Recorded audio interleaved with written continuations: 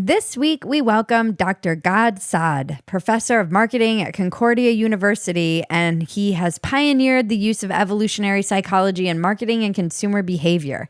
Some of the staunchest defenders of the Western tradition are typically immigrants who come from societies that are perfectly contrary to what you do take for granted in the West, right? The buffet of societies that have existed throughout human history are not defined by the Western tradition. It's an incredibly anomalous little bleep of an outlier, what we have in the West. So the average, imbecile who goes to Wellesley and Oberlin thinks that that's just the standard. That's the default value. And so it takes people like me and, Ayaan Hirsi Ali and others to say, well, let me tell you how it operates in the real world outside of your little la-la bubble. And by the way, that's one of the reasons I think why most Western political leaders actually are unaware of the Middle Eastern mind when it comes to certain fundamental values that defines the Middle Eastern mind. It is about as diametrically opposite to what the typical Westerner thinks. This is Walk-Ins Welcome with Bridget Phetasy. I'm Bridget Phetasy, and you are welcome.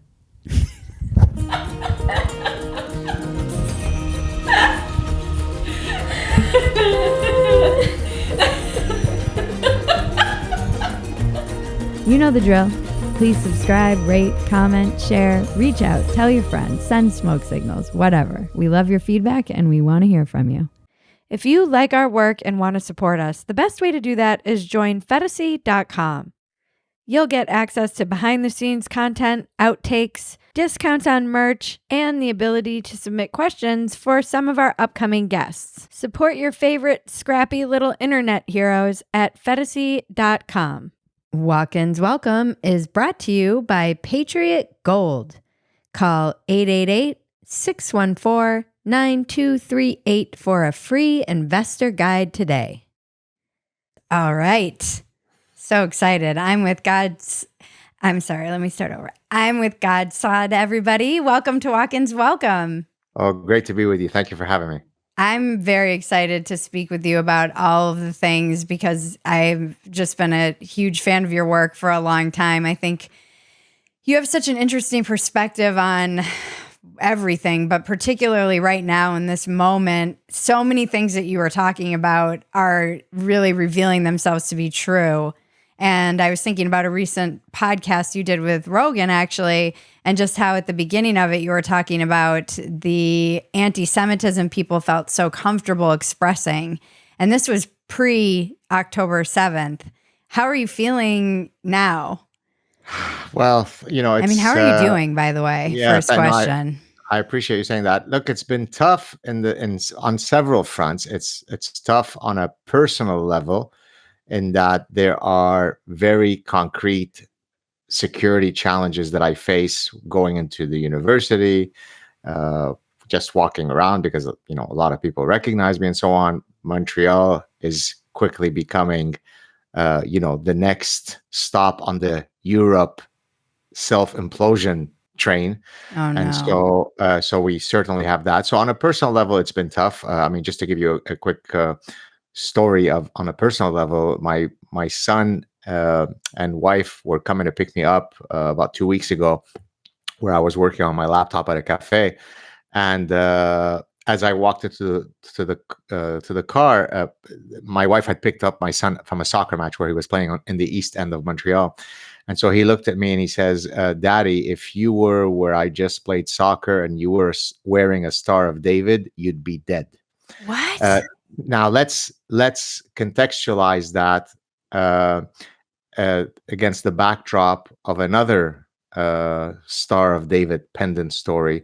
The day that we escaped from Lebanon in the end of 1975, and we left Beirut International Airport, and when the airline pilot said, he announced that we were out of Lebanese airspace, my mother pulls out a pendant, puts it around my neck, and says, "Now you can wear this, not hide your identity, and be proud of who you are." So From that story to 48 years later, we've come full circle. I can wear the Star of David to I can't wear the Star of David in Montreal, Canada in the 21st century. So that's answering you on a personal level. On a more grander existential level, I'd always, as you said, I'd always been warning for a very long time about growing Jew hatred. And of course, I experienced Jew hatred growing up in the Middle East.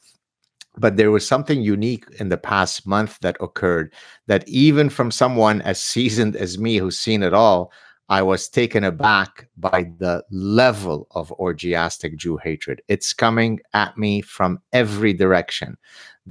From Islamic sources, they're coming at me. The progressive left with their Jew hatred is coming at me.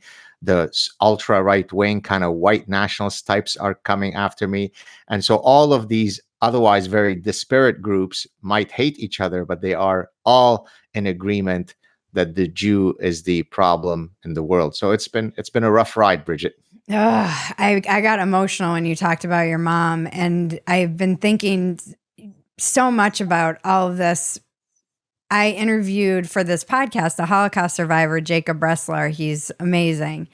And he mentioned going on to schools to speak to like UCLA, places where he would go to speak. And he was saying more and more, the more he went, the more he was confronted by people for what he was doing in Israel and how he just was talking about this rising anti-Semitism that he was seeing on the left that he found shocking and unsettling. And it's part of the reason that for lack of a better term, even though I think it's overused, left the left or felt like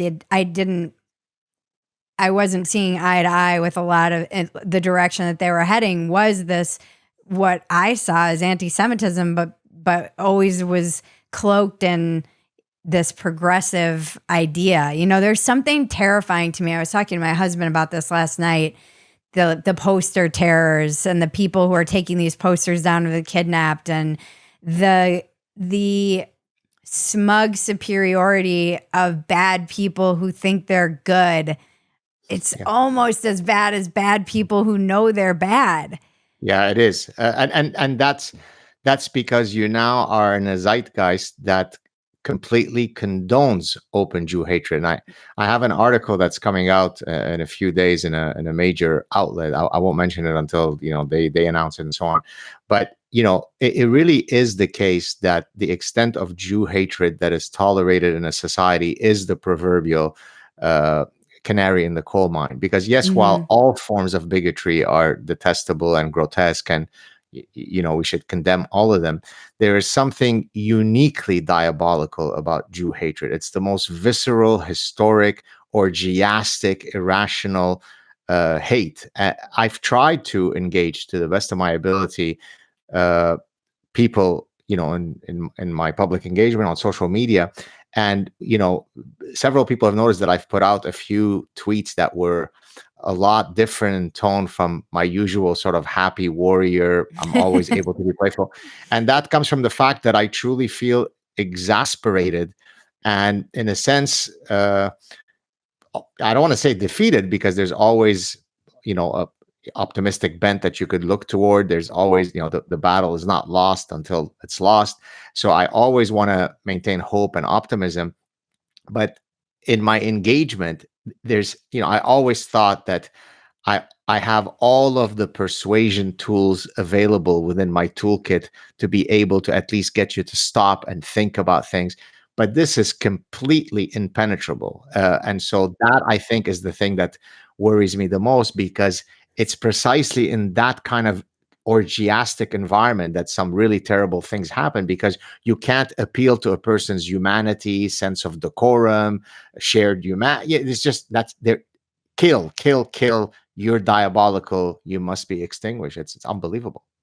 It's strange too, because I was talking to Greg Lukianoff just last week, and he makes a point that I found chilling but also true, is that a lot of people say, oh, these kids will grow out of this. We were all punks when we were young and then grew out of it. But he was saying that statistically, that's not what they're seeing. These kids who have been indoctrinated in this kind of parasitic mind, as you write in one of your books about these bad ideas, take the bad ideas to HR, they take them to their corporations. They've only seen them be spread as this generation has come of age.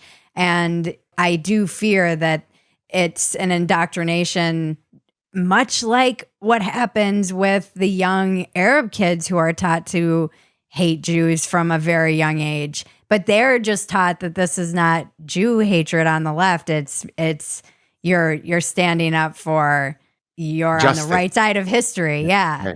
Yeah. You're fighting as the oppressor. I don't know if you've seen over the past few weeks.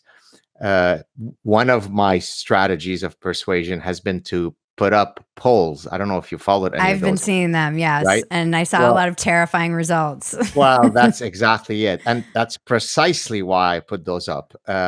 In part to communicate certain realities, but then I sit back, with a proverbial facetious cigar in my hand. I've never smoked, and then wait for the results to come in, and they don't surprise me in the least bit. So anybody, if you had a prime minister or a president simply tapping into my Twitter feed or X feed, whatever it's called now, and saw those results, boy, you'd have all hands on deck, because it is absolutely unbelievable. So if just today I posted 2 off the top of my head, but there's many others on my feed. I said there have been 44,000 plus terror attacks since 9/11 alone in nearly 70 countries. Which of these religions is the one to which this is attributed? Is it Islam? Is it Christianity? Is it Judaism? Or is it Hinduism? The answer should be unequivocally clear to 100% of the respondents. I think now we're at maybe 10 or 12 or 13% said that the 44,000 terror attacks that happened since 9/11 alone in 70 countries was due to Jews. Oh, so no. if you only have 13% of people who either because they drank from their mothers, Jew hatred as the energizing milk, whether it be that they went to Near East studies at Columbia University, whatever the means by which they arrived to the conclusion that it's the Jews who've committed all those terror attacks, 44,000 plus, we've got a problem. 1 out of every 10 people walking around is thinking that. That's probably not a good thing. Second survey that I posted later, I said, suppose that you have 2 hypothetical religions, of course. One of them specifically states repeatedly in its doctrines that the world will be at peace when every single human being has been converted, typically by force, to that religion. That's one religion. The other religion says that it is strictly forbidden to convert and proselytize people. Which of those 2 hypothetical religions has the mimetic circuitry to pose a greater threat to global stability and security and peace? And right now, upon last checking about half an hour ago, it was 50-50.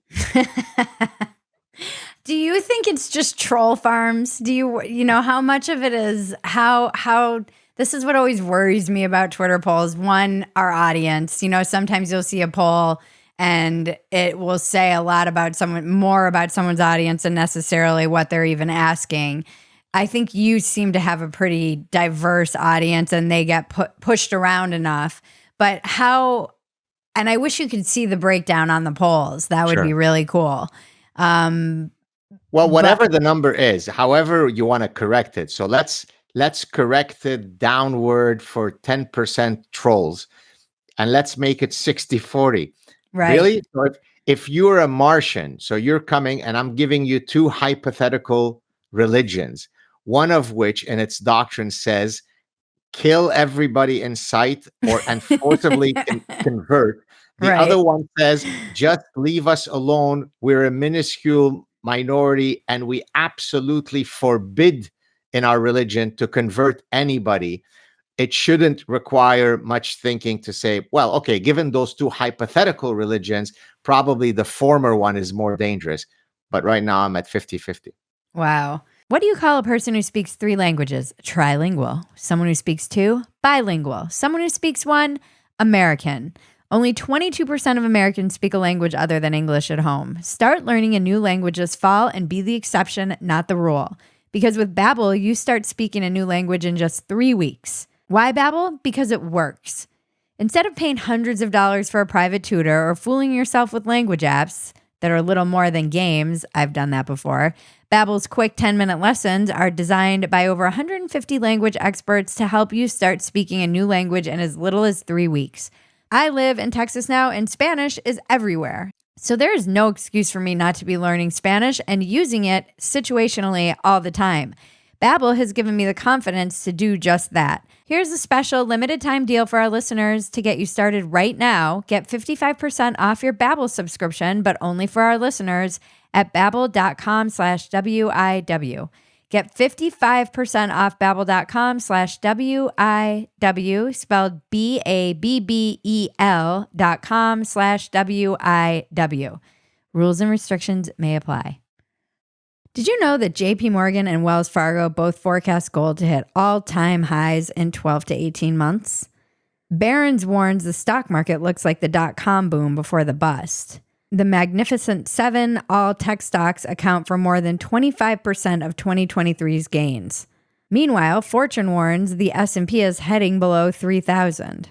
2 of the biggest stock market crashes happened in October 1929 and Black Monday, 1987. So seasonally, we are entering the best 6-month period for gold and silver. Along with the Fed nearing the end of their rate hikes, gold is poised to skyrocket. Call the proud Americans of the Patriot Gold Group today before it's too late. Mention Bridget Phetasy and you'll always get best-in-class service from Patriots Protecting Patriots. Patriot Gold Group has the no-fee-for-life IRA where your IRA or 401k can be in physical gold and silver, and you may be eligible for the no-fee-for-life IRA on qualifying rollovers. Call 888-614-9238 for a free investor guide today. Patriot Gold Group is a Consumer Affairs top-rated gold IRA dealer 7 years in a row. Call 888-614-9238 and get yourself some gold and silver. How old were you when you left Lebanon? I was 11. Oh, okay. So you were old enough to be aware. Old enough to be aware to have 25 years of nightmares after leaving Lebanon. Oh, wow. I feel like, how did your parents do once they left? So we left, under imminent threat of death. But we still had, business interests and property and so on in Lebanon. By the way, our house was taken over and stolen by Palestinians. So, add that to the little fire. But in any case, they started going back to Lebanon. So we emigrated in 1975 to Montreal. And then over the next 4+ years until 1980, they would go back periodically to Lebanon because they still had business. I mean, this is in full-blown war, which was a rather silly thing to do. And then, of course, luck caught up to them, or bad luck caught up to them, where in 1980, they were eventually, on one of their return trips to Lebanon, were kidnapped by Fatah, one of the PLO militia groups, and some really bad things happened to them. But by a miracle, we were able to, I say we, I had nothing to do with it. I was a 15-year-old kid at that point in 1980. But my siblings, and who are much older than me, and through various high-level contacts, were able to free them. And so, my parents were kind of caught. They were old enough that they were having a hard time getting acculturated to, North American society. They were, well into their 40s and 50s. I mean, I'll tell you a quick kind of funny story. When we first moved to Montreal, and my dad was repeatedly getting a parking ticket somewhere where he was parking. So using his kind of Middle Eastern mindset, he said, okay, well, who's the cop that I need to speak to or, right. or greet so that we solve this problem? And someone said to him, well, that's not how it works here. And his answer was, well, what kind of barbaric society is this? So it was barbaric that you couldn't solve the problem by bribing the cops, so you never have to pay a parking ticket. So there was a real issue of acculturation. But we're a proud people. We never took money from the government. That's why I despise the social safety net system. We were literally war refugees. We had lost everything. We were, in high society in Lebanon. We came here, we had nothing. And yet, my mother was working as a lady who flips napkins in a store. She would be crying when she's doing this because she felt it was, it was attacking her dignity, but she did it. And so finally, though, in 1980, when it was clearly impossible to ever return to Lebanon, actually, one of their very good friends, as they were leaving on the plane after they had been rescued from the kidnapping, said, we love you and we'd love to see you again, but you should never return. This is no longer a place for you. And so my parents never went back. I've had many offers, as I became a well-known figure. I even had, the gang of the prime minister many years ago contact me, say, we'd love to have our, prodigal son back in Lebanon.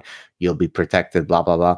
I never felt comfortable, because even though I may have an entourage to protect me, no one can protect me from the car bomb, right?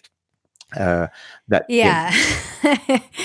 It's really interesting being in Egypt and being in India and being all these places that I've been, and watching this kind of existential crisis we're having unfolding right now. I don't know that the West, we take for granted our own mind.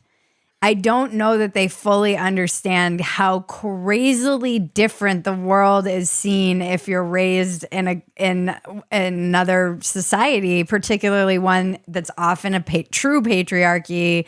It's just something that I really, more and more the older I get, recognize that the very framework through which I view everything, I take it for granted. It's just being raised with Western classical liberal values.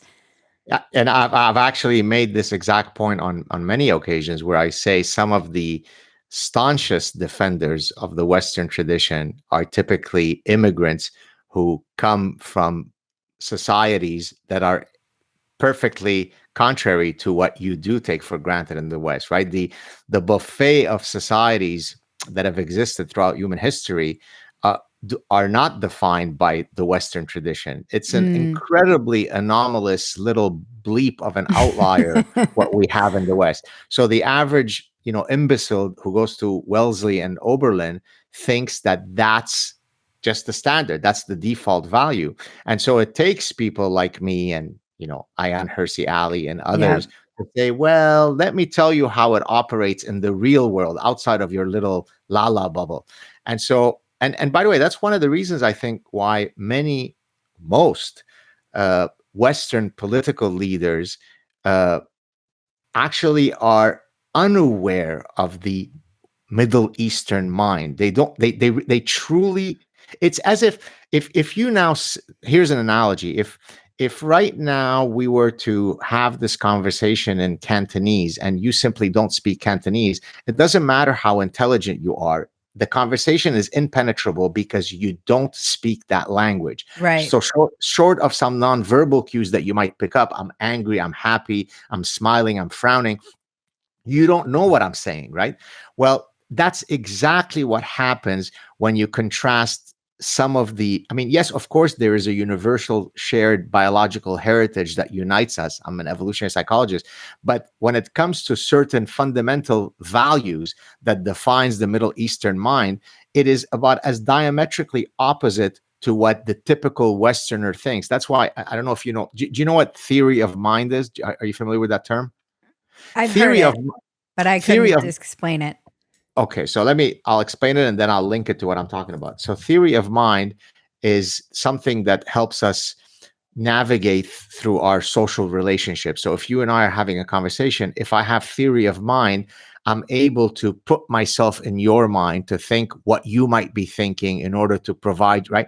So for example, one of the ways that you're able to diagnose very early if your child is autistic is you make them pass through a test that gauges whether they have theory of mind or not. And typically at a certain developmental stage, children will pass that test if they're not autistic. If they're autistic, they don't have theory of mind. So now let me link it back to what we're talking about.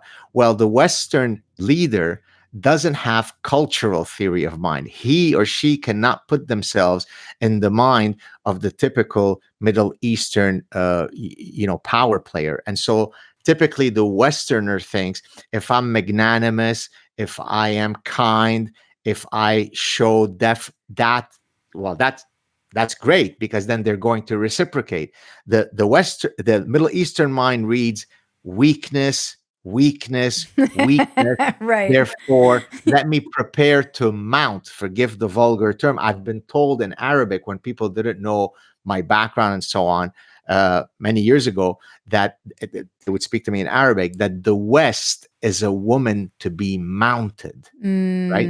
And so, but yet we've got the lady Prime Minister of Canada, Justin Trudeau. We've got the other lady called Joe Biden.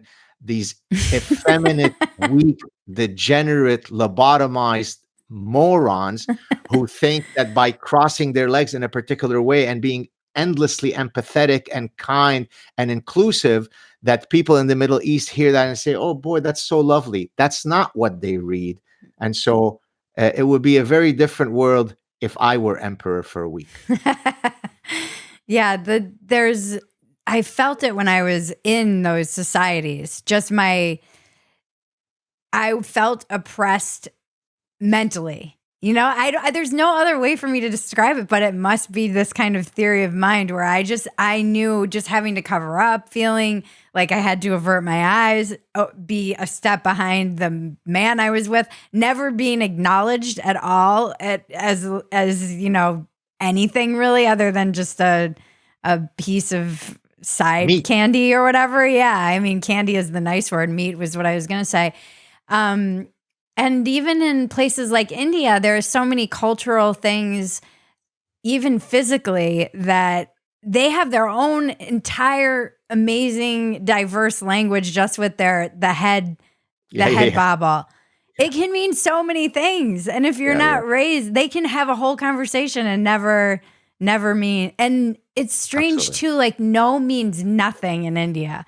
I always wanted to write this piece where it was like, no is just another attempt for some kind of negotiation. It was so fascinating to me. And it really, I think this is why traveling is so important, because you do see theoretically a lot of the people who are out marching have never really left this country and been actually in these places to feel and smell and see what that existence looks like for women and children. And I don't know. Well, it's a true culture clash. It's truly. So forgive me for interrupting you. That's why it's so galling, because, and that's why I get sometimes just so, I think I'm largely patient, but sometimes I can get impatient with people on social media, because what are you talking about with your Queers for Palestine? I know, it's so ridiculous. They would kill you all. They would kill you all. Gaza has, I don't know if you know this, but Gaza has this really wonderful gravity-based conversion therapy, which is 100% successful. It really will knock the queerness straight out of you. So it's 100% successful. So, I mean, and of course, you're kind enough earlier to mention, my last book, 2 books ago, The Parasitic Mind. That's why I used the neuroparasitological framework in developing how these idea pathogens evolve and so on, in developing the framework. Because so you take Queers for Palestine, that is an exact demonstration of what parasitic thinkings. Because so you take, for example, the wood cricket. The wood cricket despises water. Okay, but when it is parasitized by a particular brainworm, it's a type of hairworm, The hairworm needs, in order to complete its reproductive cycle, it needs the wood cricket to jump in a complete suicidal jump into water. The cricket hates water, but what it does is it alters its neuronal circuitry to service its reproductive interest. Hence, that's why it's a host parasite relationship. What's best for the parasite is not best for the host. That's exactly what you get with these parasitic ideas. Queers for Palestine. You have Anna Epstein, Boston University student, who is Jewish and says, "But dude, I'm Jewish," when she stopped because she's pulling down all the Mm-hmm. posters of dead, or not dead, of kidnapped Israeli Jewish kids. So imagine how gone she is in her capacity to reason, just her evolved capacity to think. When if you tell her, well, if you were at that music festival, if you just happened to have gone on a spring break to that music festival, do you think that your pulling down the poster would have stopped the Right. gang rape and the subsequent decapitation? No, but you see, Bridget, she's much more progressive and enlightened than you. That's why she's fighting against the Zionist apartheid occupation. So when you see that repeatedly, even from people that should have the evolved instinct to know where they should stand on the issue, that's why you end up with some of the dark tweets that I've been posting the last few weeks. I love your dark tweets. Make me, honestly, from someone from my perspective who just sits in my media room and yells and does my other show Dumpster Fire, where I'm just basically losing my mind. It makes me feel like I'm not, and Dumpster Fire evolved from my Twitter, which I felt like it needed its own expression. Because people weren't really always taking my tone the right way, and it didn't matter, by the way. Then when they hear my tone, it still doesn't matter. But I don't feel so alone, like I'm going crazy, because there have been so many moments where I've looked around and been like, oh, we're all gonna all get on board with that. That seems not great. And what the question that was coming up when you were talking about the parasitic mind, when you use this analogy of it's an animal being, taken over by another creature, or whatever it's considered. How do these ideas do this? Right. They're not embodied. They're not carbon. They don't need to live or survive. So that's what's really interesting to me.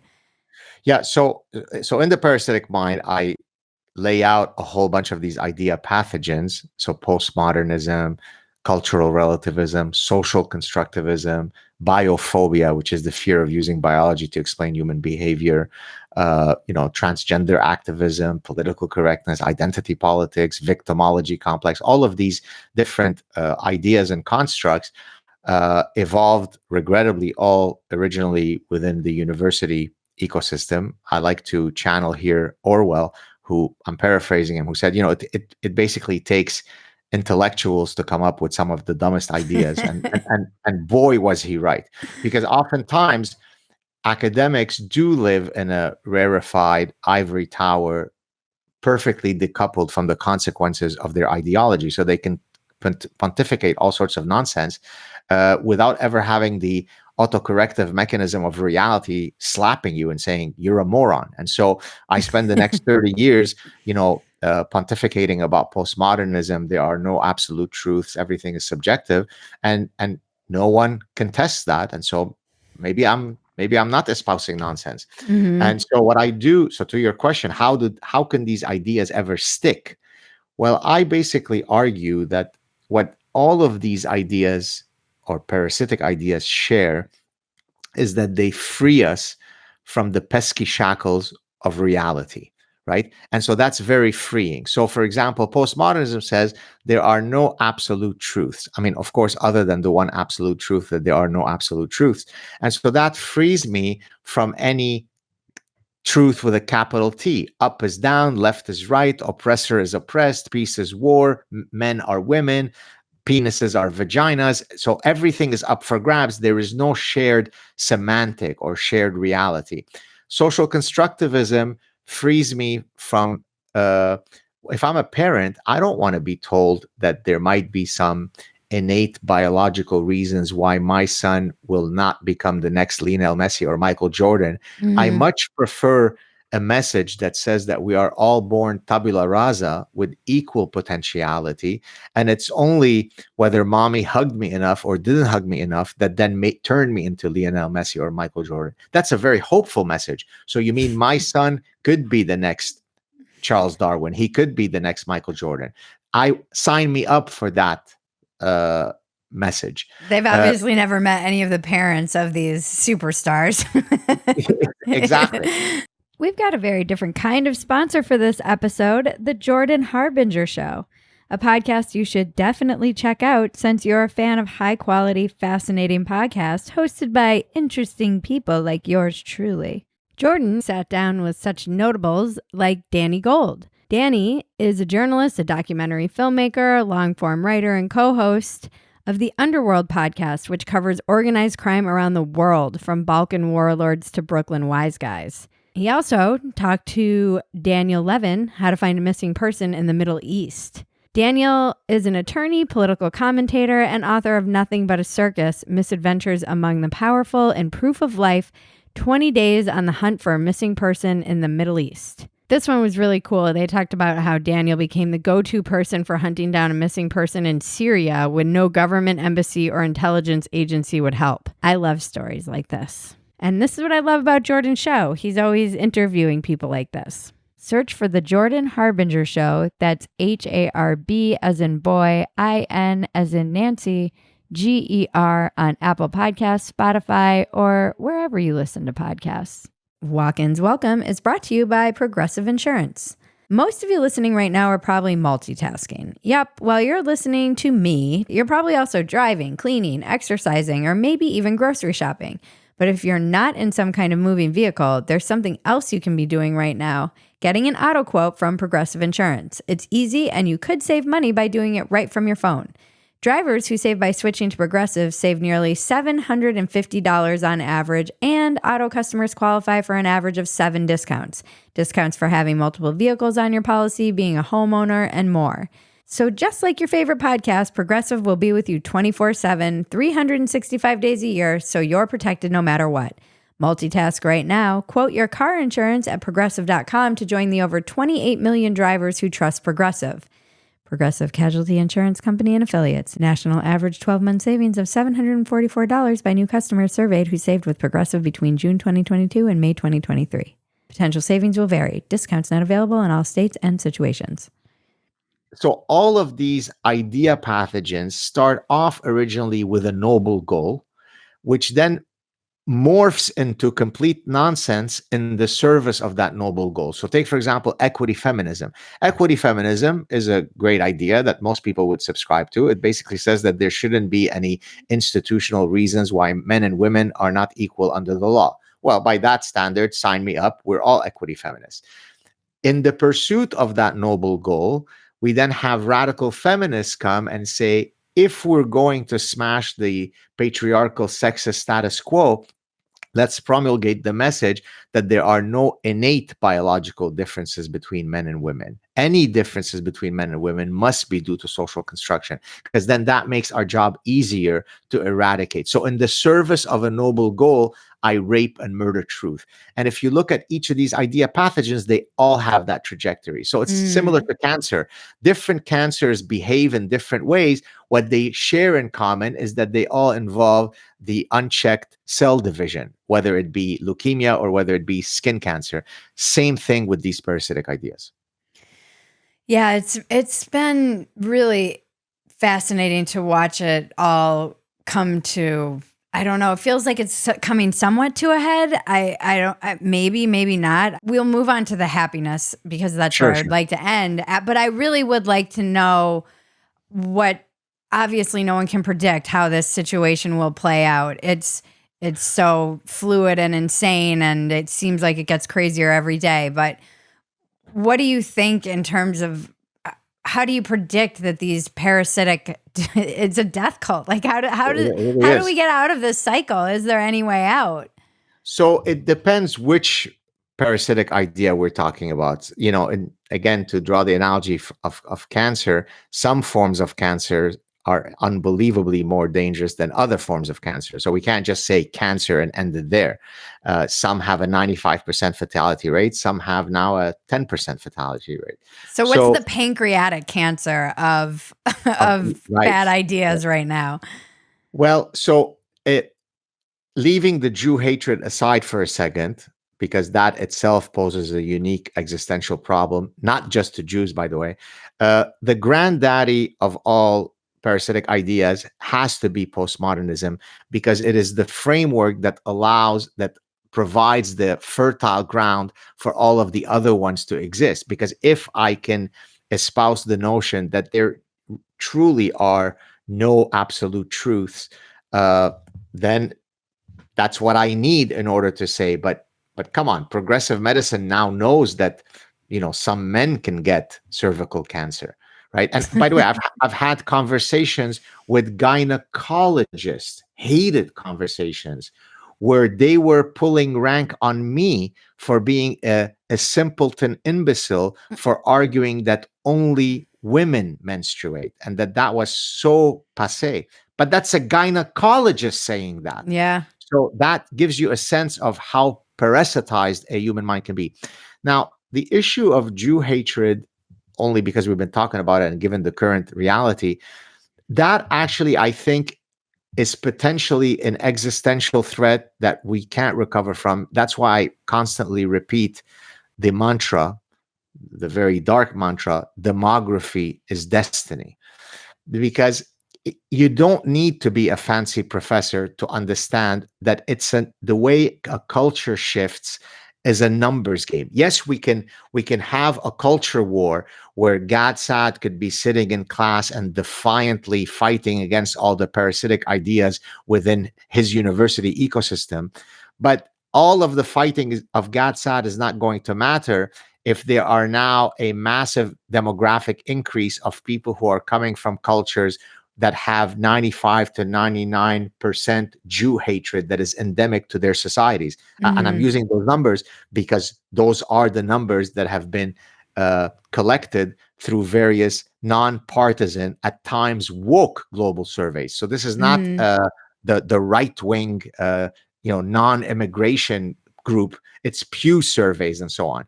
And you go to those countries and you do a survey of what are your views of Jews, and you have, just think about it for a second. If you had 10% Jew hatred, you would say, God damn, that is a nasty problem. 1 out of 10 people have endemic genocidal Jew hatred.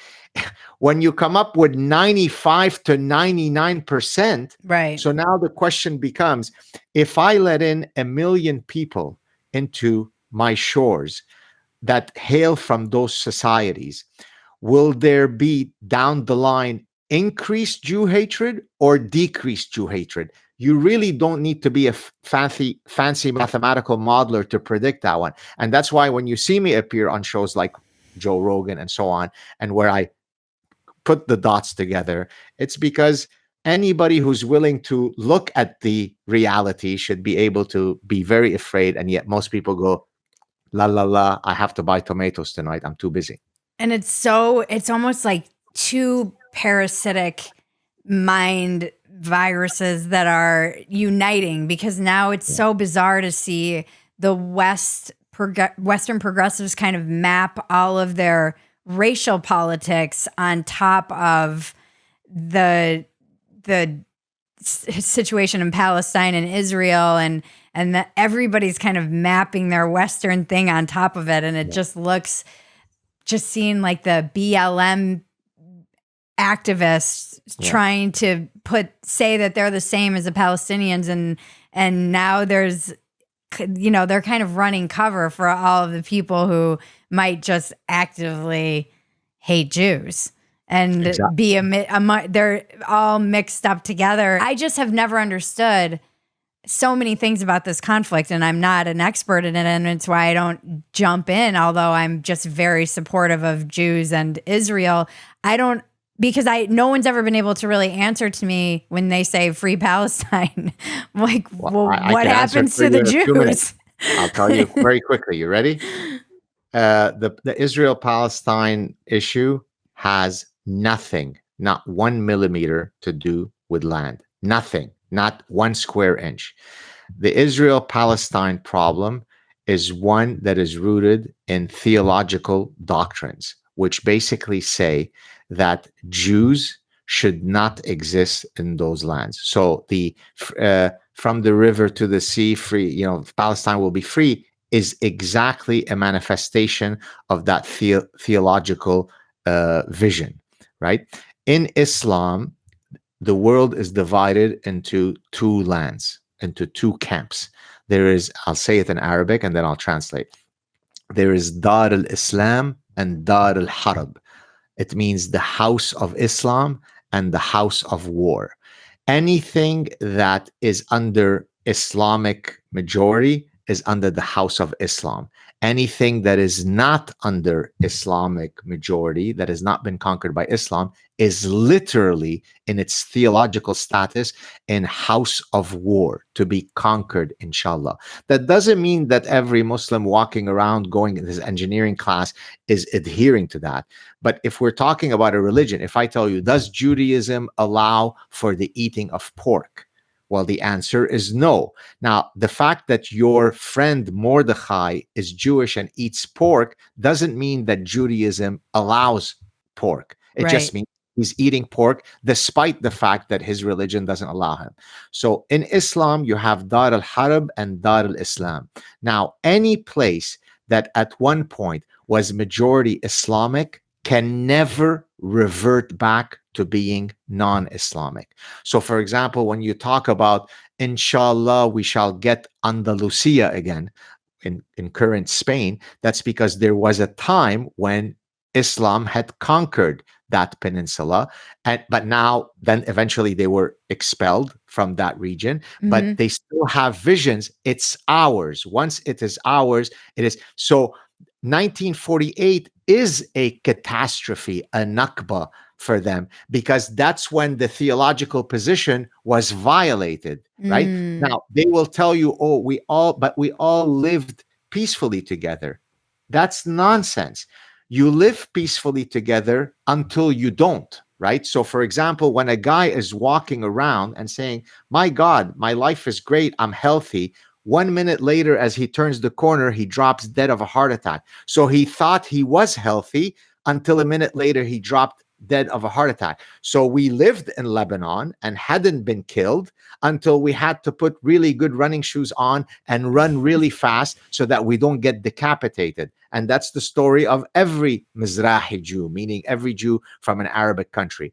Where are the Yemeni Jews today? Where are the Kuwaiti Jews, the Saudi Jews, the Libyan Jews, the Algerian Jews, the Egyptian Jews, the Syrian Jews, the Lebanese Jews? Where have they disappeared to? They were there at one point. So when you live in those lands as a minority, you are tolerated until you're not. Right. And you are tolerated as a dhimmi. That's the Arabic word for not even second-class citizen, third-class citizen. Know your place, Jew. Right? Now, that doesn't mean that every single day Jews were being rounded up and killed everywhere, but it means you better know your place, right? Don't forget that we're being very nice to you. We're protecting you. We're not Jew. killing you. We're not killing you. So Yeah. every day, kiss our hand. That's what tolerance in the Middle East is.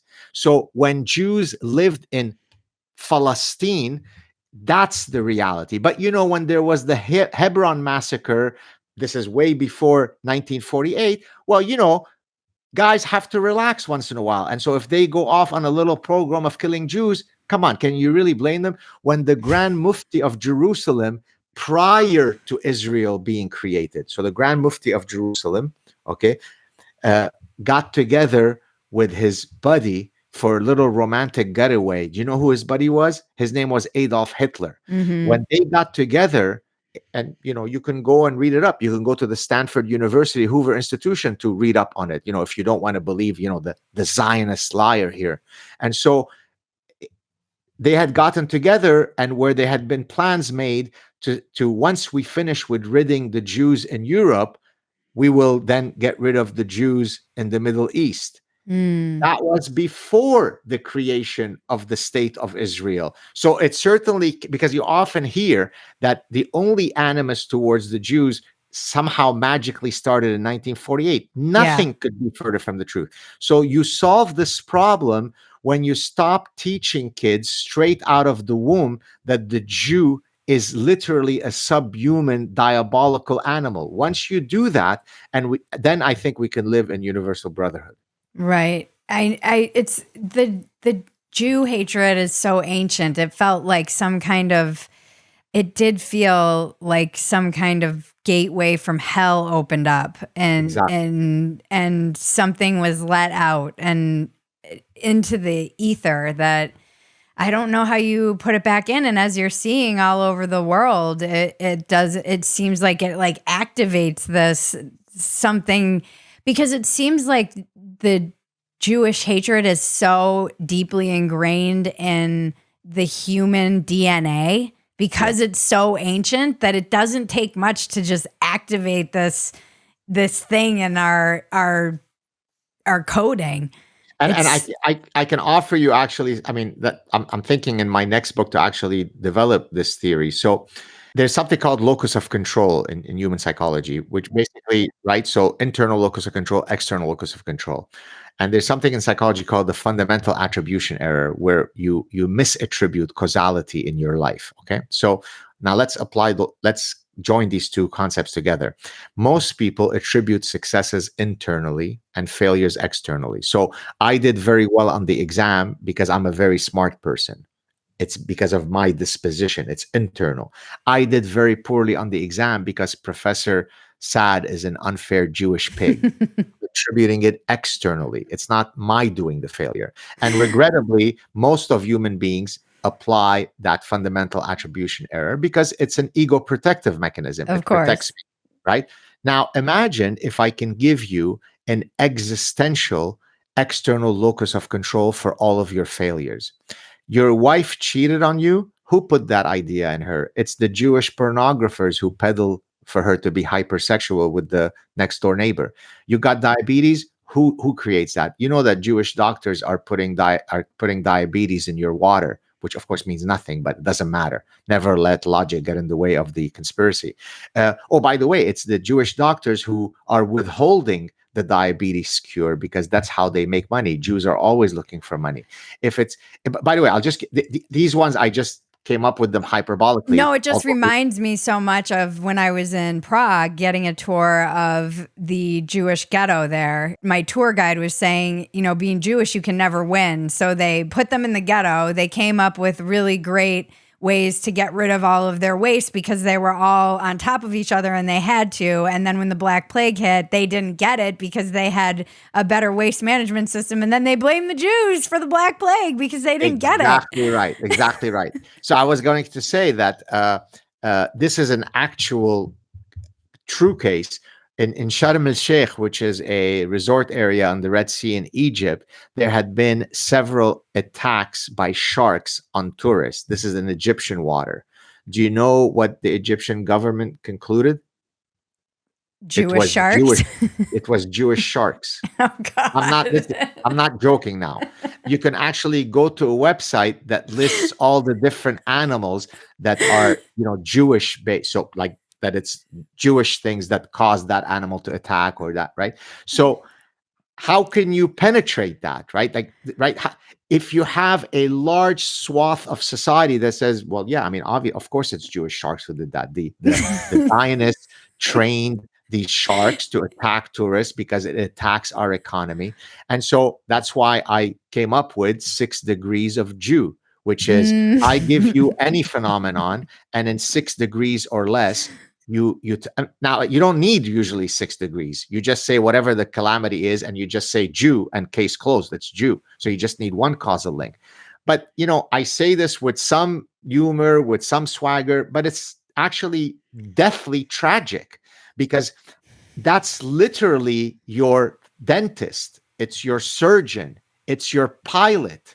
It's everywhere, right? And now there is this kind of ongoing thing where people are outing. There was a case with Air Canada which is our national, airline company, where some guy, whatever, Muhammad, whatever, who's posting social media because now he feels emboldened. He's a pilot, and he's saying, if I see Jews out, imagine you get into that plane and that's your pilot, right? Or physicians are posting these things, or nurses are posting these things. So, but this is what we escaped from the Middle East, but now it's everywhere. It's at Columbia, it's at Cornell, my alma mater, and so that's why I feel very dark these days, Bridget. I don't blame you. It's like the most ultimate shapeshifter too. It's always evolving. I mean, it was the religion, then it's because you had too much money, then it's because you don't have enough money. Now it's conveniently that you have a state of your own, and it's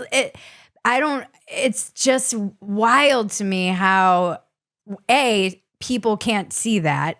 I know a Holocaust survivor. We had 6 million Jews were exterminated in my grandfather's time, and all people online are today as we speak saying, oh, those videos that Hamas themselves took are not real, or like, let's wait and see. This is just Israel making up stories, blaming the Jews for it. And there's even more diabolical. You ready? If they concede that the Holocaust happened, stop whining, Jew. Stop using it to be a victim, Jew. So you don't even have the dignity of mourning the extermination of your people, because the diabolical Jew is so diabolical that when 6 million of his people are eradicated in gas chambers, then boo hoo hoo, he whines and complains about it. So that's why it is the most fundamental, as you said, it's inscribed in the DNA. It's right there in your genome. So it's a tough ride.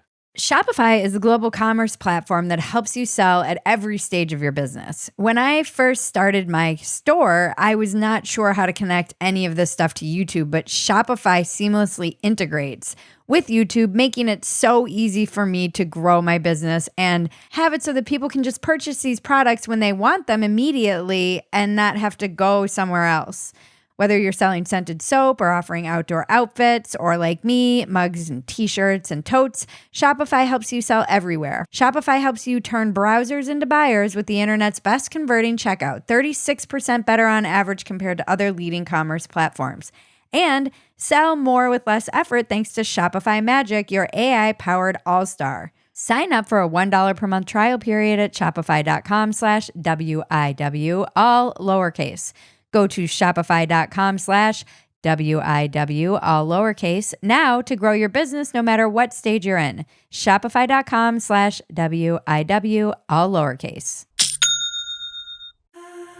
Two sisters, one a respected TV producer, Jill Blackstone, and the other, Wendy. She was disabled, nearly blind and deaf, and Jill had devoted herself to taking care of Wendy. Jill was her best friend, her sister, her everything. But the sister bond was shattered when Wendy and some of the sisters' rescue dogs were found dead in a garage next to a toppled-over barbecue grill. Jill says accidental carbon monoxide poisoning killed everyone. Police do not believe her. Police arrested Jill Blackstone for the murder of her sister. Investigators think it was staged to look like an accident. Who will you believe, especially now that a secret source has come forward with evidence never made public before? Jill was a good producer. There's no doubt about that. But would she produce murder is the question. Season 2 of Bad Bad Thing, The Blackstone Sisters, available now wherever you get your podcasts. I always say, show me a perfect family. I'll show you a family with secrets. I wish that somebody, maybe you can do this, and if you're writing a book on 6 Degrees of Jew, the history of anti-Semitism is fascinating to me, and I still haven't found a good book that actually lays it out. What is the first, what's the etymology of it? What is the first instance of when did this persecution begin? Where does it come from? It's like, It is so bananas to me, and it is, like you said, it's so irrational, and again, we see it rise. I mean, I've been seeing so many of my Jewish friends saying that because I've been saying things that were conceptual to me about the Holocaust are now, because I always say whatever people want to say, reality remains undefeated. That's just my mantra. Like, you can say whatever you want, but reality will remain undefeated. And it does. And this instance of seeing this Holocaust denial, the ancient anti-Semitism rise, has been very instructive for me, but also for my Jewish friends who are saying, we say these prayers like, oh, we have to do, every single generation will have to fight being persecuted. And we kind of thought we were away from it. And nope, here we are. It's I don't know. Please write this book. Please. I am speaking to someone this Friday who's very interested in, making a book deal, offering a book deal. So we'll see. Please do. I think people need to, it's because it's like you said, so many people, and you see this, they're like, oh, I'll see like libertarians out there talking. They're like, well, if they just hadn't gone in there in 1948, like none of this Jew hatred would exist. And you're seeing anti-Semitism all over the world rising. That's not about Israel. So exactly. I just think somebody needs to be like, yeah, this goes back a bit. Like the Romans were, it's crazy. They got blamed for Jesus. It just is like bananas to me. It's so crazy. But I want to talk about how are you putting your own happiness practice, which is your most recent book. Yes. How are you, that's not the title of it, but how are you putting that practice? How are you, as you say, things are dark. How are you kind of taking your own advice? Yeah, no, well, I mean, it's a beautiful segue from one dark topic to happiness. I think actually I can use one of my prescriptions, which is, so in one of the chapters I talk about the two most important decisions that you'll make that either will impart great happiness or great misery upon you. One is the choice of your spouse, and the other one is the choice of your profession.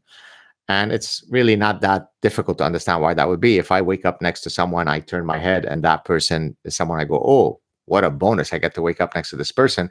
Then I go off to some job that really gives me all sorts of existential glee. And then I return to that person at the end of the night. Well, I've pretty much cracked the code of happiness. So, so regarding the having a job that gives you purpose and meaning, I think the way that I've been able to not necessarily be happy, but at least feel as though I'm doing something that has purpose and meaning is precisely, rather than, go into my shell and, cry myself to sleep because life is so unfair, is I come out even more committed to fighting all this stuff. Now it takes its toll. I'm exhausted.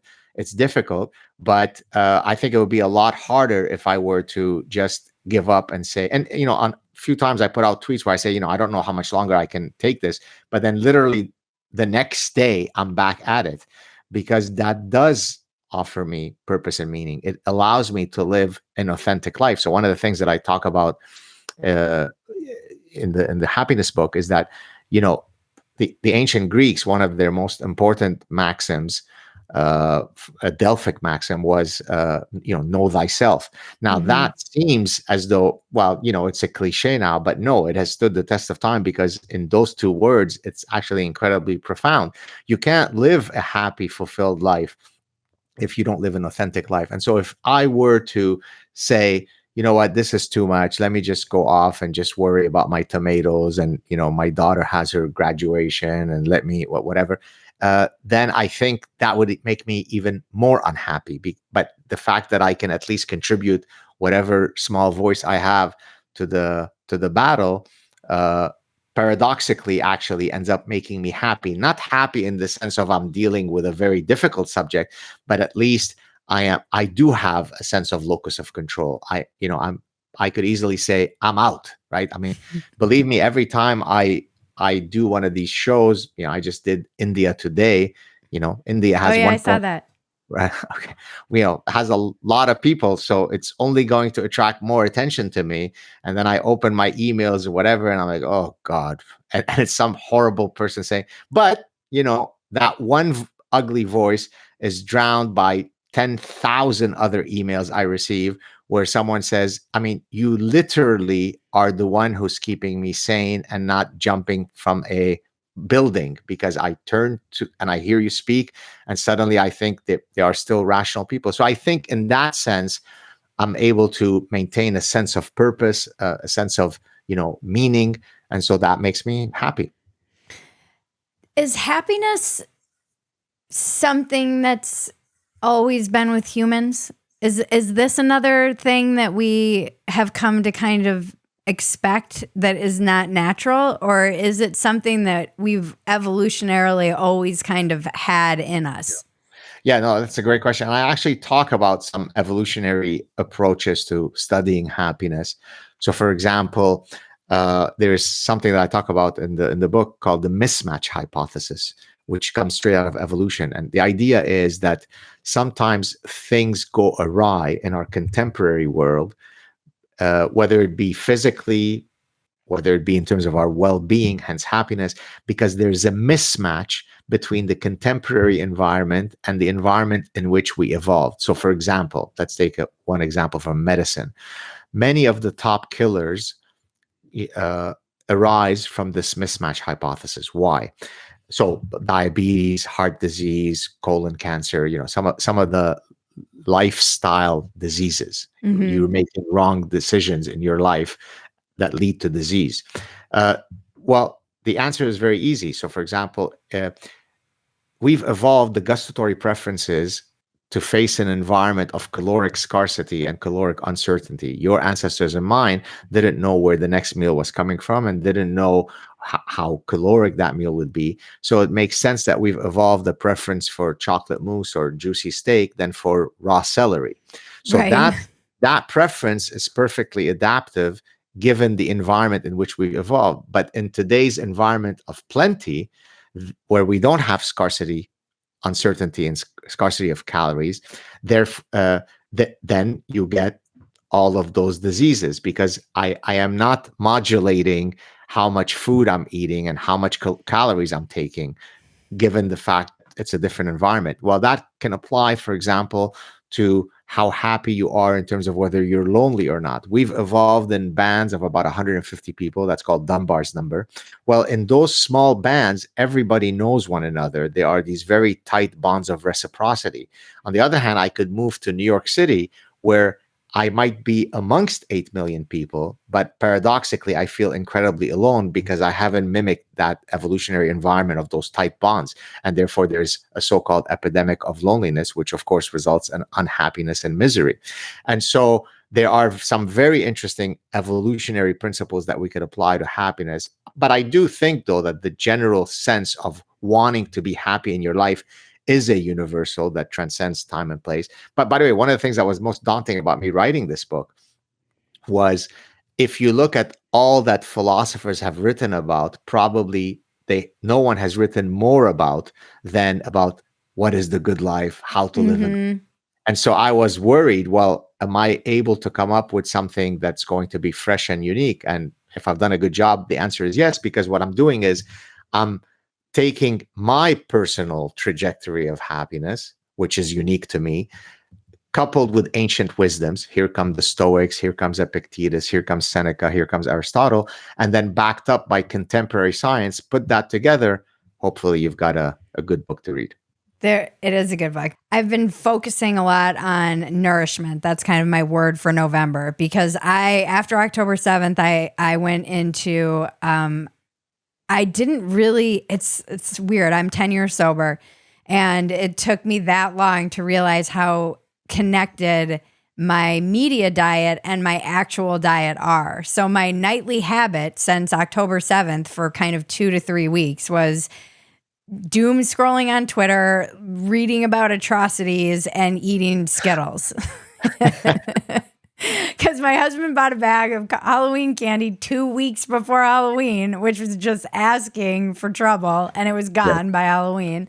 And that was like I fell kind of into this cycle. And, the beauty of being sober, I guess, is having some sense of awareness. But I was like, this diet is not nourishing. It is horrible. And then just seeing that cycle, how I fell into the cycle, because the sugar is bad for, I really feel like sugar does something really bad to my brain.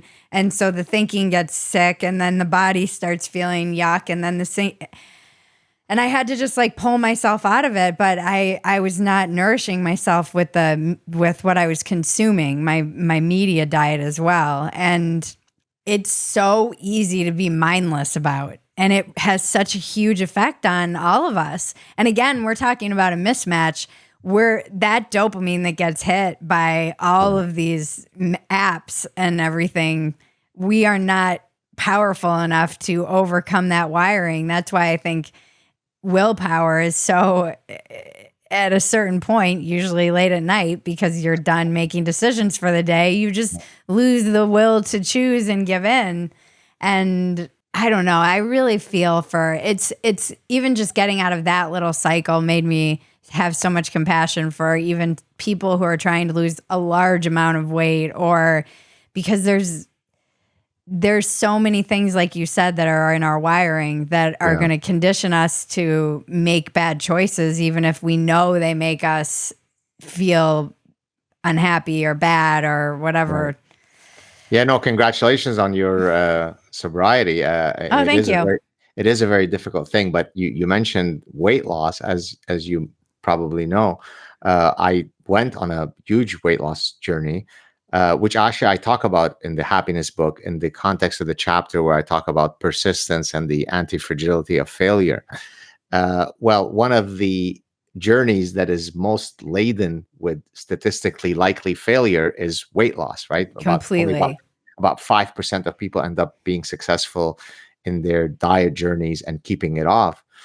But, I'd like to say I cracked the code, but it's really quite basic stuff. But by the way, interestingly, of all the times that I've ever been on Joe Rogan, which I think maybe now 9 times, probably the singular clip that is the most viral of many, many supremely viral clips is when I explained, I think it was an 8-minute clip. I explained, how I ended up losing weight. And I guess that's not surprising because most people struggle with their weight. But I'll share here the secret, although I discuss it also in the book. I basically made sure that I was accountable to a few metrics, pretty much every single day. So my wife, who deserves a lot of the credit for, really being a strong partner in my weight loss journey, would keep track of every single calories that I consumed in a day via an app. And so at the end of the day, if she sees me kind of itching to walk to the kitchen, she'd say, well, you're at 1,625 calories. So sit down, fat boy. Right? She may have not used those words, but you get the general idea. Yeah. Now, so number one, I try to keep my caloric intake to about 1,500 to 1,700 calories a day, right? But it has to be quantified because it's very easy to easily overshoot that if you just go by feelings and how much is the Caesar salad, how much is really the pad thai? It's pretty good. I mean, I didn't get it with beef, I got it with chicken, the pad thai, so I think I should be okay, right? So you really it's down to you used 1 spoon of olive oil. I was just gonna say olive oil is like, oh my God, or whatever.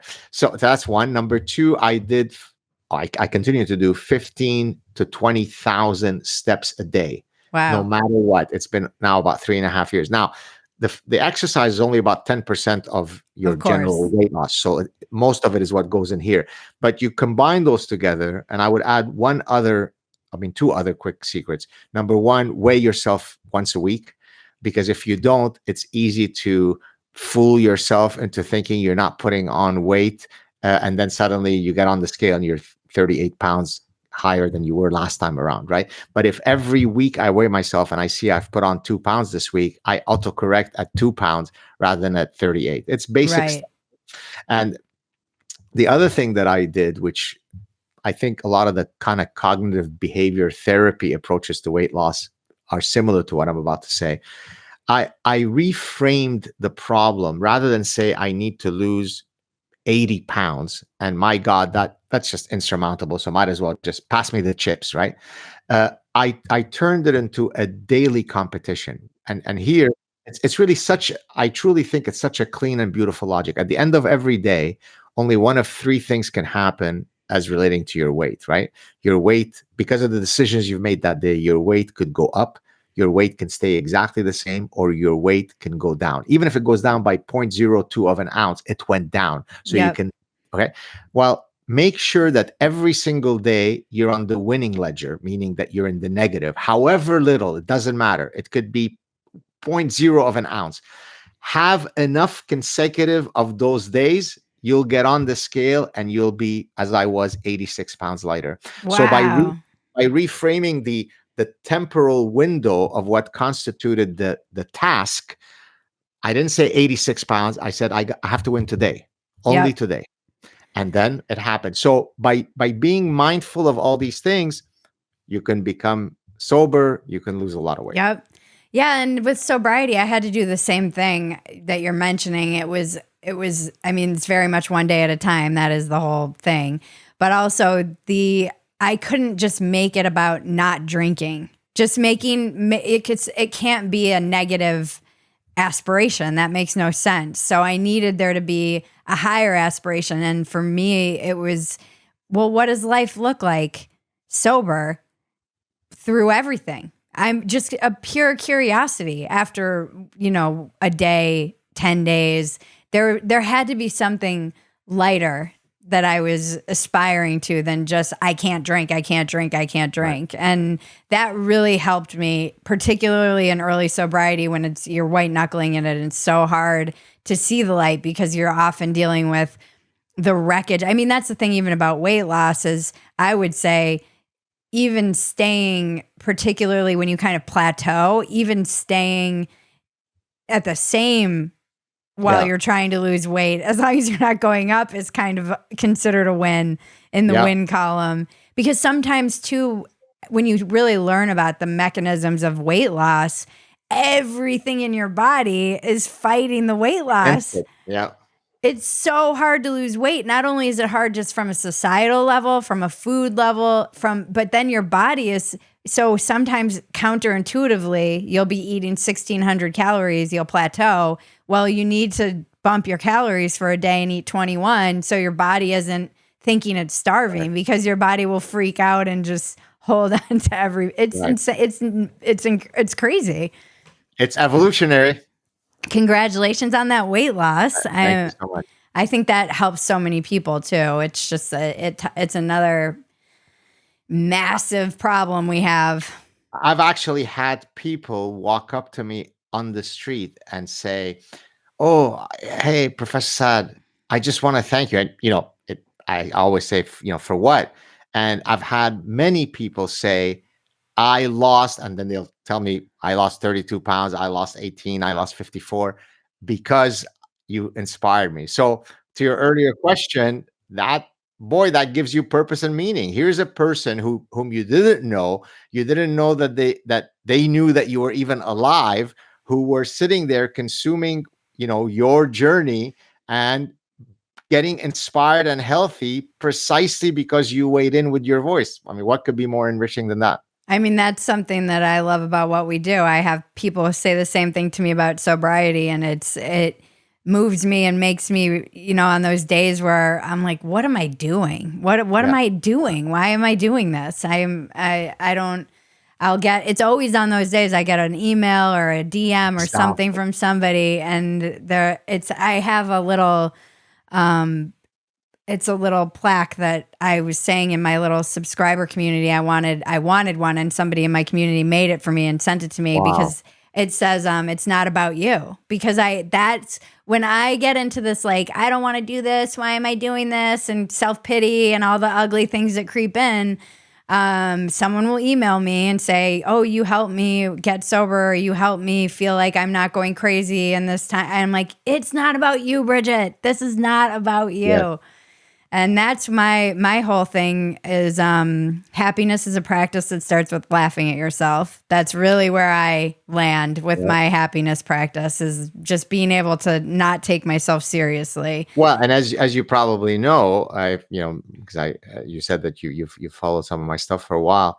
I use satire, comedy, sarcasm. I engage in all kinds of self-deprecation. And interestingly, some of the stuff that I do that is self-aggrandizing is itself a form of self-deprecation. So, but some of my detractors don't get that. So, for I know. example, I'll do a selfie and I'll put a whole bunch of stupendous, sublime, sexy, and the beach is also nice, right? I'm just joking around. I'm Of being course. but that, by the way, is such a pressure relief valve, because if you can't sort of make fun of others, make fun of yourself, boy, life is so less interesting. That's why I have a whole chapter, by the way, in the happiness book titled "Life as a Playground." Right? It really is a mindset that we should certainly be taking into adulthood. Most people think that, playfulness is something that you grow out of, just like your baby teeth. They drop, new teeth come in, out. So you grow out. Play is great as a child. No, my wife and I have a great marriage because we're constantly joking and ribbing on each other in a very beautiful, loving way. But we're joking. We're not. We have fun. My science is a form. It's the highest form of play, right? I'm engaging in puzzle making. Which variable causes which other variables. That's just playing, right? Yeah. And so everything. I mean, even in the Holocaust, people were engaging in play. Even when I was in the Lebanese Civil War, my parents would say, if you're going to go outside, don't cross this particular line, because that would open you up to the vision of the snipers who'll blow your brain. So imagine your parents enunciating the words, yes, go outside and play, but don't pass this line. So even in civil war, you're playing. And so just have fun and play. Life is too short. My grandparents really instilled that in us, that they're Irish, both of them very Irish. So they have that kind of dark sense of humor and alcoholism. And, but they really instilled that. They were in Pearl Harbor when it was bombed. My grandfather was in the war, the South Pacific, the entire time during the war.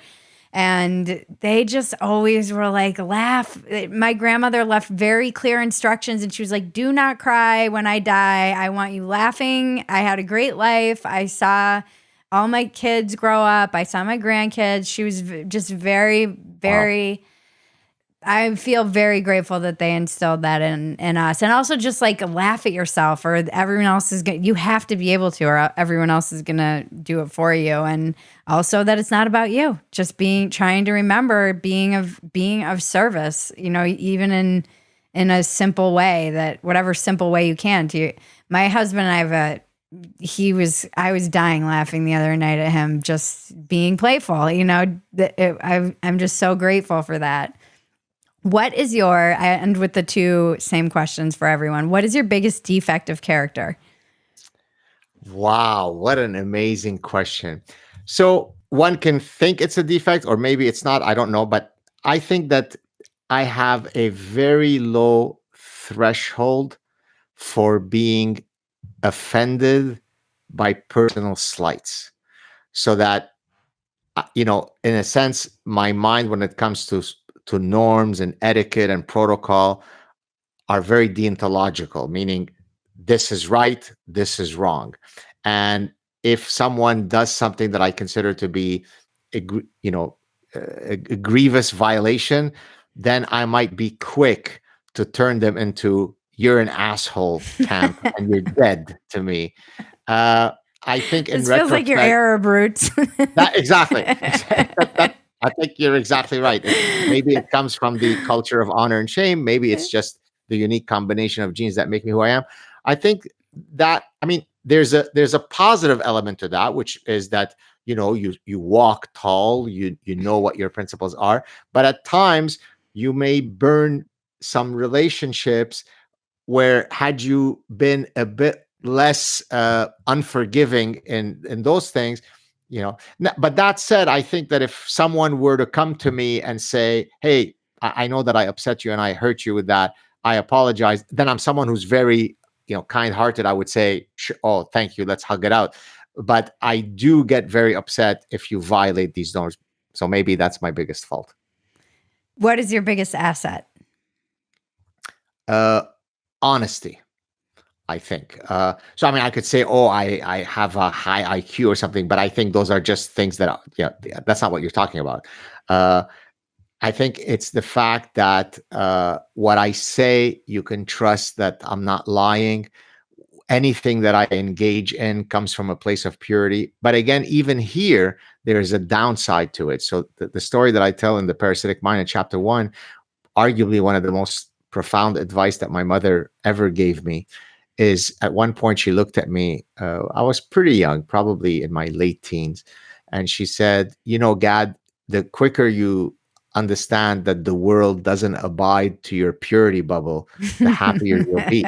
In a sense, that joins both of your questions, Yes. both the question where I'm too quick to anger if you violate my purity norms, but also that comes from a place of purity and honesty. And so I think one of the reasons, if I can speak of myself, that I resonate with people is that whether you agree with me or not, I'm authentic. The camera doesn't lie. People can even tell. Sometimes I'm amazed. Someone writes a comment, says, well, you seemed a bit darker today. You seem more. I'm like, oh, I didn't think that I gave out that thing, but people can read.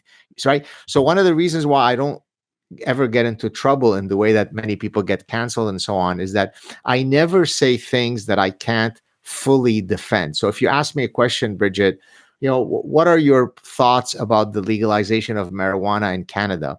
I'd say, hey, you know what? That's above my pay grade. I haven't thought enough about it. I don't try to wing it. On the other hand, if you ask me about something that I know about, good luck if you want to debate me, because I've done my homework a priori. And so I think that honesty and authenticity has overall served me well. You just reminded me of that expression that they have, I think in marriages, particularly where it's you can be right or you can be happy. Right. Yes. I love that one. Yes, here, as they say. Exactly. And Right. I was thinking about your locus of control, and this is just a tangent, but you made me think about it in relation to this idea of locus of control, because I always say it's not the algorithm, I just suck, because I always want to, I always want to blame the algorithm. Right. And sometimes it is, but sometimes it's like I might also not know what I'm doing. I'm not Right. like Mr. Beast, who's like the Rain Man of the YouTube algorithm. I might just suck at this. It's a hard truth to accept. Right. You have been so wonderful. I hope there's so many things I want to talk to you about too, like your writing process in general, because you're so prolific. And I hope that you'll come back on. I hope you'll write your next book. And I just really appreciate you out there in the world. Where can we find you? Well, I have a website, Gad Saad, SAAD.com. I'm on Twitter. I'm on Instagram. I'm on Facebook. I've got a show, The Sad Truth. I was one of the early folks in the long form game, now almost 10 years. Wow. And so, yeah. So I was really, short of Joe Rogan, there weren't too many other people who were doing, 1 hour, 2 hour, 3 hour conversations. And so The Sad Truth is both on the YouTube channel in audio visual form. And only since 2020, because so many people asked me to do it, I now upload things on podcast, on audio. It's called The Sad Truth with the Dr. Saad. And so connect with me in a myriad of ways. All right. Well, thank you so much for this. We'll talk soon. Thank you so much, Bridget. Cheers. Hold on to your jingle bells. Pluto TV has all your holiday favorites for free. Enjoy our season's greetings category with 9 holiday channels, including holiday movie favorites by Lifetime, Festive Fireplace, Holiday Lights, and Hallmark movies and more. Download the Pluto TV app on all your favorite devices and start streaming holiday favorites on live channels and on demand. With thousands of free movies and TV shows, Pluto TV is your home for the holidays. Pluto TV. Stream now, pay never. It's time for the weekly check-in with Bridget and Cousin Maggie. By the time this airs, it will be my birthday. That's right. What are you doing to celebrate? Just being 45. Rockin' 45. Rockin'. 45 sounds like really young but old. Yeah, it's a weird age, you're like, oh, I'm halfway to 50 in my 40s, and I'm then halfway to dead. It really is like middle age. Yeah. If I live to 90, which is, you're lucky if you live to 90. Yeah. How many people live to 90? I wonder what that percentage is. That's a good question. Like, I don't feel 45. No, I know. Part of it is having an 18-month-old. Right. And part of it is just that I got such a late start in life in general on everything. I wonder, though, how many people actually feel their age, especially as they get older. Like, I feel like, you know, and people in their 60s might still feel like they're in their 40s, you know, like where did that time go? I don't know. And I'm getting back on stage and I'm trying not to beat myself up, because I remember when I started at 30, not even, I think I was not even 30 yet, and feeling like, or I was like 31. Yeah, you were in your 30s. And feeling like I was already too late. Right. And then now having taken a break and going back, I'm like, oh my God, what am I doing? I'm too old to be doing this. You're not too old to be doing this. And by the time this airs, Bridget will have ripped off the Band-Aid and gotten back on stage. Yes, I've given up on life, so I figure I might as well get back to making no money in comedy. Just the right attitude to go into it with. That's the only attitude you should have if you're going to start doing comedy.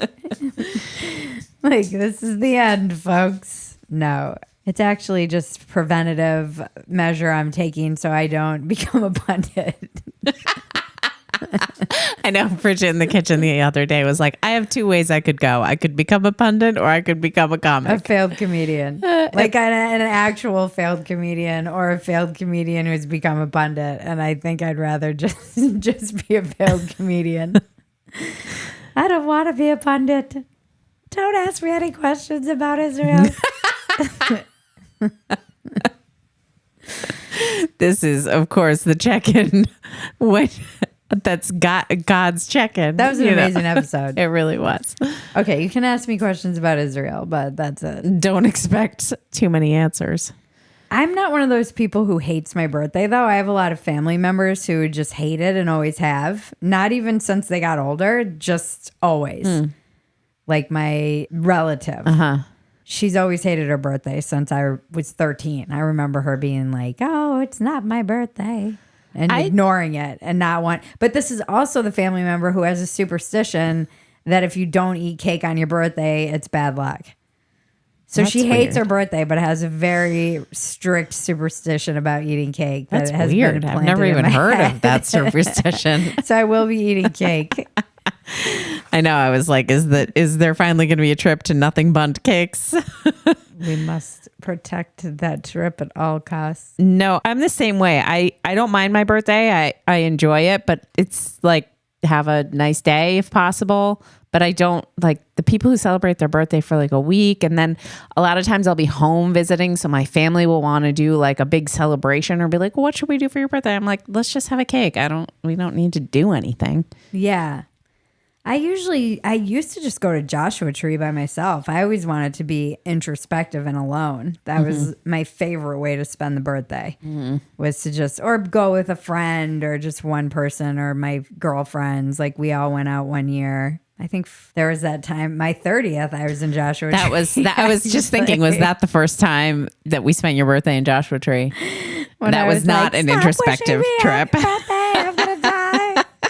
I ate too many weed brownies. We still need to find the video of that with you freestyling a song about Obama. Oh, yeah. That was a long time ago. Yeah, it's weird. I saw something the other day that was like, Trump in 2024 is going to be different than Trump in 2016. And I was like, it's been almost a decade between those. That seems so long. I know. And he's so old. He's another old. His sister just died. Yeah. Yep. I saw that. Was that the sister that wrote the book? I don't know. That was a different one. I didn't look to check. But I'm like, they're all both so old. They're both so old. I know. We have like so much shit going on in the world. I feel like the least we could do is get a president who's like, coherent. You know who you're asking for when you say that, though, is the man running his shadow campaign over there.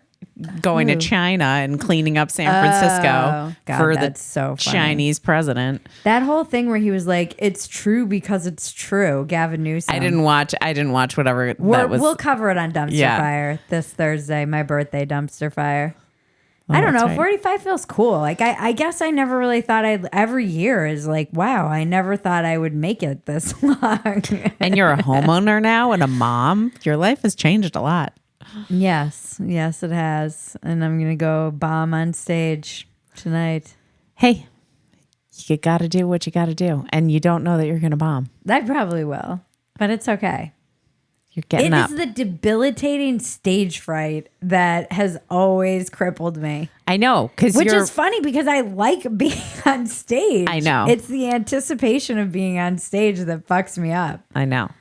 So you were in drama and stuff. Did you get stage fright when you were really? I used to sing solos and I would get horrible. I did recitals when I was a kid. I never did really all had of stage. that. I did all of that too. I never really had stage fright. I I'd get horrible nervous. stage fright. But I would do and I especially in plays and stuff, I loved it because in plays you aren't being yourself, you're being someone else. I didn't feel it so. I would get nervous before plays, and it was mostly that I would forget my lines or blank or something like that. I wasn't nervous. It wasn't like a fear of the stage. Mm-hmm. That came more with anytime I had to do a solo kind of thing where the attention was all on me. Like if I had to sing a solo in a song or play a recital, piano recital, that was when the stage fright really kicked in. That's so weird. I didn't get it with improv either when I would do improv shows because you share the failure. Yeah. Because I don't want to be, center stage. I'm not You're a putting Leo, my though. face out there, but I want don't mind. Some part of you is. But I never in the stars. I never had that debilitating stage fright, even solos or, a cappella or whatever, never had that. I'd get nervous, but I wouldn't be like, oh my God, I can't do it. I mean, I don't feel like I can't do it. It's just I will anticipate it is a fear of the stage. I will anticipate getting on the stage all day, and it will hang over my head, and it never really got better. It just never got better. And some people deal with that. Barbra Streisand, famously, There are lots. paralytic stage fright her entire career. And once I get out there and start talking or performing, if I have made sure that I've had enough, something to make if I don't eat and my blood sugar crashes, I'll blank and the fear will kind of overtake my brain. So I know now that, because I used to drink before every single anything when I first started doing stand-up, and then I got sober and started doing stand-up and then was like, oh, I have stage fright. I didn't even know it. Yeah. And so I had to just grapple with the stage fright. And there were times where, because I was so nervous all day, I wouldn't eat very much. And then I'd get on stage and I'd blank because it was something about my blood sugar, just like my brain doesn't have enough energy. So if I have enough calories to kind of sustain the adrenaline and fear, I can get on stage and just enjoy it and lean into it. And I am very curious about the experience now that I'm older, because there is a sense of just not giving as much of a fuck as I did in my 30s. There is also a feeling of time running out. So if I'm going to do it, just do it. So who cares? I would say also too, just your training over the last several years. So that's where I was headed, is I'm curious to know what hundreds and hundreds and hundreds of hours of dumpster fire and walk-ins welcome and factory settings and media hits, all of these things. I wasn't doing any of those things when I was doing stand-up before. Right. So stand-up helped with those things. I think stand-up helps with anything. Yeah. If you can do stand-up, you can do anything. You can carry it into anywhere, but I'm curious to know how all of these other reps and other mediums affect the stand-up. Yeah. Like I used to be so petrified of the audience, and now I want to interview everyone in the audience. Right. Right. Now I want to know what everyone's thinking. Right. I feel like you're a little bit more secure in your ability to just kind of go off book and chat with somebody if something, happens, or if you blank, or if you, whatever. Yeah, we'll see. We'll see. It's just exciting to shake the rust off, and I promised myself I would do it before my birthday, so I'm sliding in under the wire as usual. But I just have to do it because I think the other thing that happens is you just build it up to be a much bigger deal than it is. Mm-hmm. And it's not that big of a deal. It's like 7 minutes, 7 to 10 minutes. I've done this before. I have plenty of material. I could get up there with my notebook and just try all my new material. The only point of tonight is not to make anyone laugh. It's not to kill. The only point of tonight is to hold a microphone and talk in front of people in a dark room. Yeah, with a rainbow flag behind me. Yeah, totally. That is the only point. It's to break the seal. Yeah. And then I can kind of start building from there. Yeah. But I think it'll feel good ultimately, even if I bomb. Yeah. Which I'm expecting. Because it's a muscle. It is a muscle. Yeah. And I've been working it again in different ways, but it's not the same. And and the thing I'm really excited about getting back out there is that tangible feedback. Mm-hmm. Like I don't get that when I get it online, but it's so many trolls, and it's not the same as like the awkward silence, the laughter. Yeah. There's something about it, and it's weird. Like doing stand up again after a break like this, it feels like having sex after I got sober. Okay. There's no other way for me. I was trying to think of like, how does this feel? And it's like something I've done before, but it feels like I'm popping my cherry again. You could tell that joke on stage and explain why, expand on that idea. Yeah. It just feels, it's probably going to be a lot more intimate and embarrassing. Like sweaty. Yeah. Sweaty and embarrassing than I remember. And it's like, am I going to come? Am I going to come? Am I going to get the laugh? Yeah. There's something definitely weird about it again. Yeah. Cause I've had to do this so many times. Like when I got sober, I started doing comedy, and then I was like, fuck. So yeah. Yeah. Well, Maggie will be there to witness the humiliation. I will be there to pick up the pieces. Tune in next week for another riveting episode that will change your life, help you get out of your own way, and solve all the world's problems.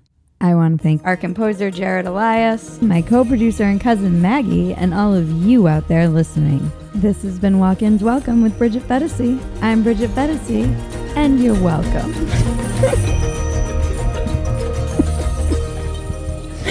It's the dumbest line.